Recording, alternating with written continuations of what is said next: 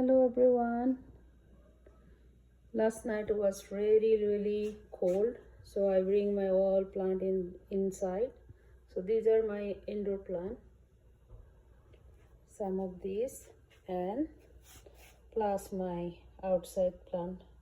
These are top, the eggplant, spinach, flower, chili, the jalapeno, see the my jalapeno, and some tomatoes. All plant I bring inside